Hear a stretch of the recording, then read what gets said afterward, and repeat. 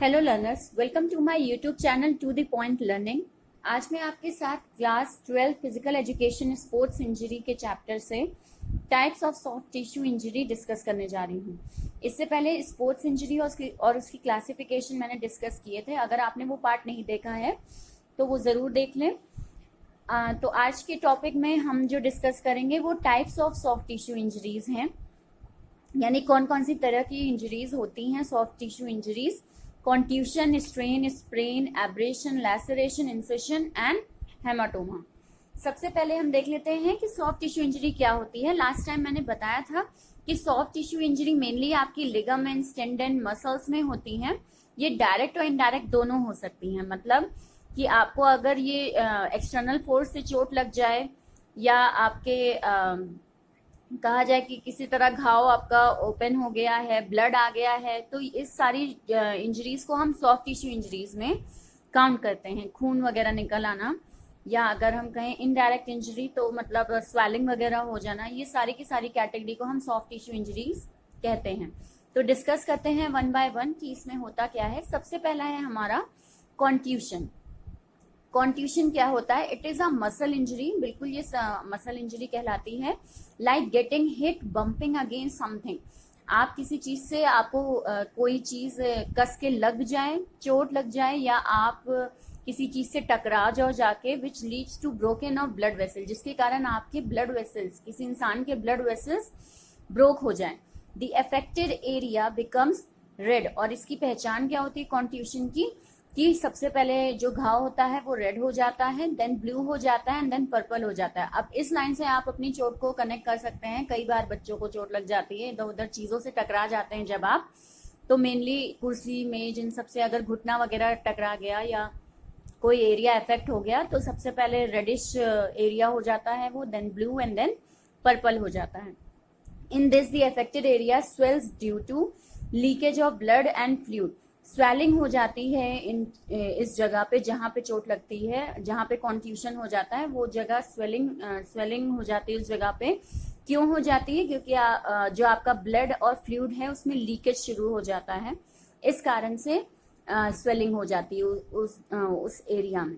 ठीक, देन आते हैं एग्जाम्पल्स, यानी कौन सी स्पोर्ट्स में ये मेनली कॉन्ट्यूशन होता है। तो wrestling, boxing and kabaddi. Next आते हैं स्ट्रेन की बात करते हैं। तो स्ट्रेन क्या होता है? It is caused by excessive use और forced stretching of the muscles और टेंडेंस।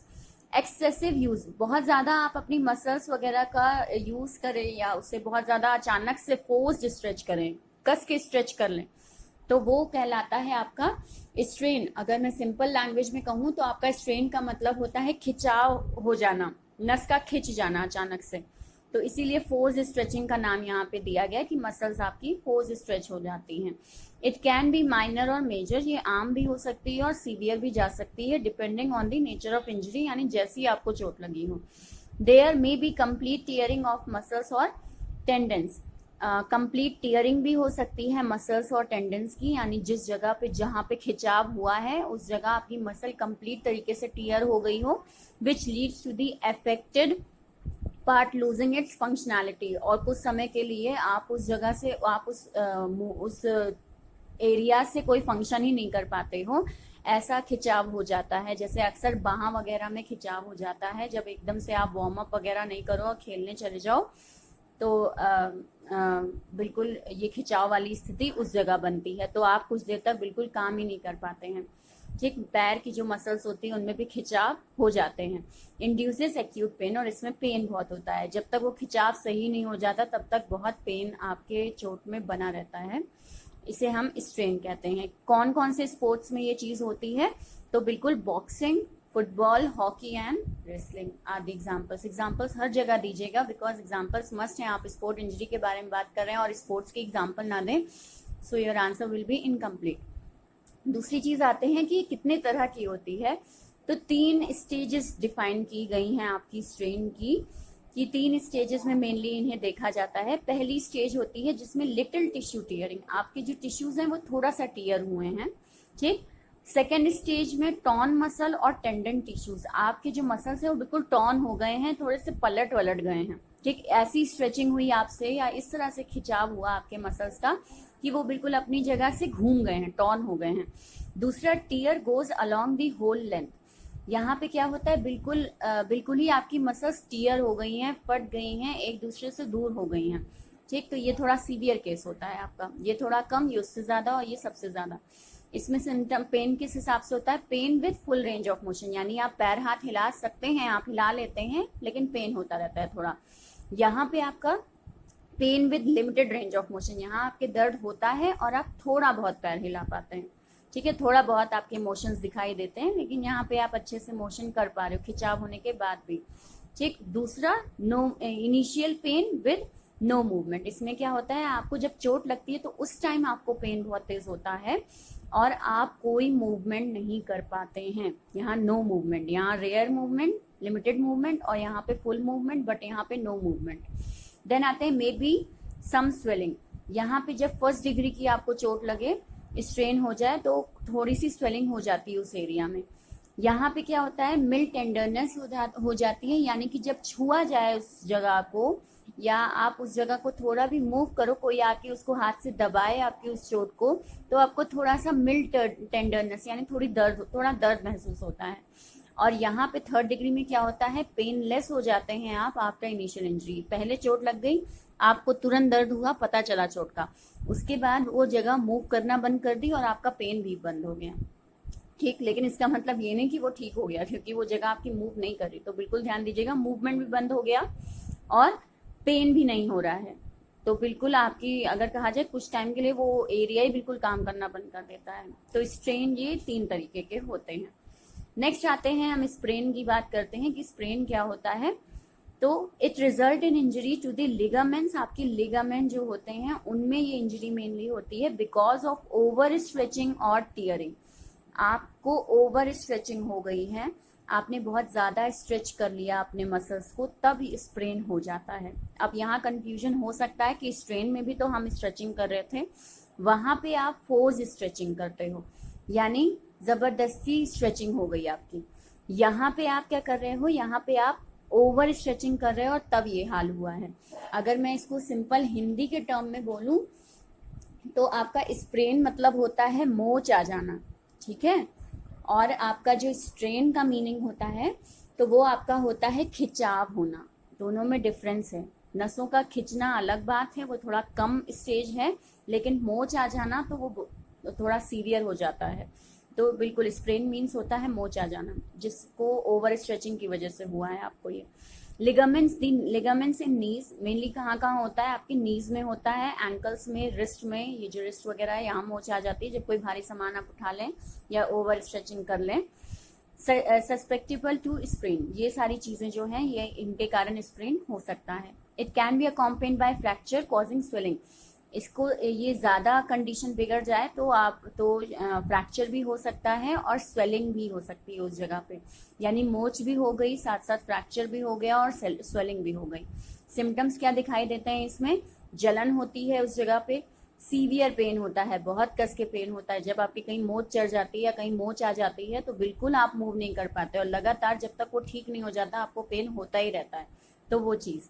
टेंडरनेस इन दी अफेक्टेड एरिया, कोई उस जगह को छू लेता है या आप उस जगह को हल्का सा भी मूव करते हो तो बहुत कस के पेन शुरू हो जाता है आपको।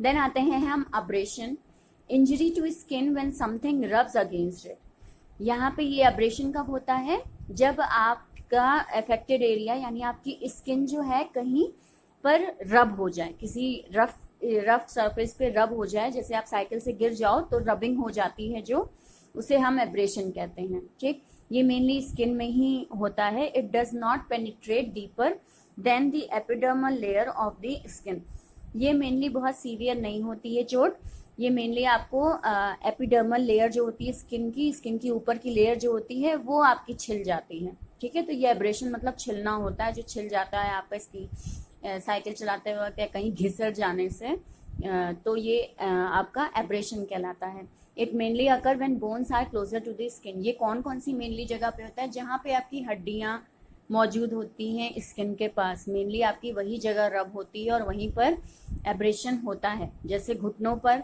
जैसे आपकी कोहनी पर, ठीक, ठुड्डी पर, तो यहाँ पे एब्रेशन होता है जब कोई गिर जाता है तो। Mild abrasion do not bleed. अगर आपको कम एब्रेशन हुआ है यानी कम चोट लगी है तो वो ब्लीड नहीं करता, केवल छिल जाती है वो जगह। लेकिन अगर ज़्यादा एब्रेशन हो गया है, ज़्यादा रब हो गई है आपकी स्किन, तो वहाँ स्किन हट जाने की वजह से थोड़ी सी ब्लीडिंग भी हो जाती है, थोड़ी सी ही हो जाती है, बहुत ज़्यादा नहीं होती। Common in basketball. कौन से स्पोर्ट्स में कॉमन है ये? तो बिल्कुल बास्केटबॉल, हॉकी और कबड्डी में कॉमन है ये। देन आते हैं नेक्स्ट पे। तो ये भी 3 तरह की होती है। एपिडर्मल इंजरी, यानी कि स्किन की जो सबसे पहली लेयर होती है केवल उस पे चोट आई है, तो उसे हम एपिडर्मल इंजरी कहते हैं। देन सेकेंड डिग्री आपकी होती है कि एपिडर्मिस और डर्मिस दोनों जगह चोट लगी है, यानी first layer and second layer of skin दोनों डैमेज हुई हैं और थोड़ी सी ब्लीडिंग हुई है। और थर्ड होती है डैमेज टू सब कॉटनेस लेयर, यानी कि आपकी जो स्किन की जो ऊपर की 1-2 लेयर है वो भी डैमेज हो गई, प्लस थर्ड लेयर जो ये है आपकी सबक्यूटेनियस, ये भी डैमेज हो गई है। तो बिल्कुल ये सीवियर है, ये थोड़ा मिल्ड है और ये नॉर्मल है, जो कि आमतौर पर लग ही जाती है लोगों को चोट। नेक्स्ट डिस्कस करते हैं हम लैसरेशन, 5th पॉइंट। लैसरेशन क्या होता है? Tearing of skin result in an irregular cut. आपकी स्किन टीयर हो जाए यानी फट जाए, किसी की स्किन फट जाए और इरेगुलर कट हो जाए, यानी कि कोई ऐसा नहीं है कि एक सीधे तरीके से कट हो गया है, कैसा भी उल्टा सीधा कहीं भी कट हो जाए आपके या किसी के। इंजर्ड दी शार्प स्पोर्ट्स इक्विपमेंट। किस तरह से, किन चीज़ों से? जो आपके स्पोर्ट इक्विपमेंट बहुत शार्प होते हैं उन चीज़ों से जो चोट लग जाए और स्किन टीयर हो जाए यानी फट जाए उस जगह की स्किन, तो वो लैसरेशन कहलाता है। एग्जाम्पल, कौन से स्पोर्ट्स में चोट लगती है? तो स्केटिंग, बास्केटबॉल और फेंसिंग। फेंसिंग वो तलवार जो चलाते हैं उस स्पोर्ट्स को फेंसिंग कहते हैं। तो वही तलवार अगर कस के लग जाए स्किन पर तो लैसरेशन हो जाता है। देन आते हैं incision. Incision, smoothly cut skin bye a sharp sport equipment, spikes etcetera, blood comes out freely. यहाँ पे क्या होता है? स्मूथली कट होता है। यहाँ पे आपकी स्किन टीयर हो गई है, यहाँ पे फट गई है स्किन, यहाँ पे एक कट लग गया है आपकी किसी की स्किन पे, ठीक, by a sharp sport equipment. किसी नुकीली चीज से, किसी शार्प चीज से, ब्लंट चीज से कट लग जाए और यहाँ पे ब्लड आपके फ्रीली मूव हो जाता है, यानी ब्लड बहुत जल्दी निकल आता है। अब इसको ऐसे समझ सकते हैं कि किसी इंसान के ब्लेड लग जाए तो जहाँ पे ब्लेड लगती है तुरंत ही ब्लड आ जाता है, तो वो क्या है? इंसिशन है। और अगर मैं कहूँ कि किसी इंसान के तलवार लग जाए, ठीक है, तो वो क्या कहलाता है? वो इंजरी लैसरेशन कहलाती है, क्योंकि स्किन जो है वो बिल्कुल टीयर हो गई है, काफी जगह हो गई है स्किन में, ठीक, तो वो लैसरेशन है। और इंसिशन स्मूथली कट, एक जगह बस कट लग गया है और वहां से ब्लड आ गया है, ठीक। तो ये दोनों इनके डिफरेंस है। ये आपका मिल्ड केस होता है, ये सीवियर केस होता है अगर मैं सिंपली बोलूँ, ठीक। देन आते हैं अपने लास्ट कॉन्सेप्ट पे, जो कि है हमारा हेमाटोमा, ठीक है। तो इसमें क्या होता है? Cause due to internal tissue rupture where there is large collection of blood.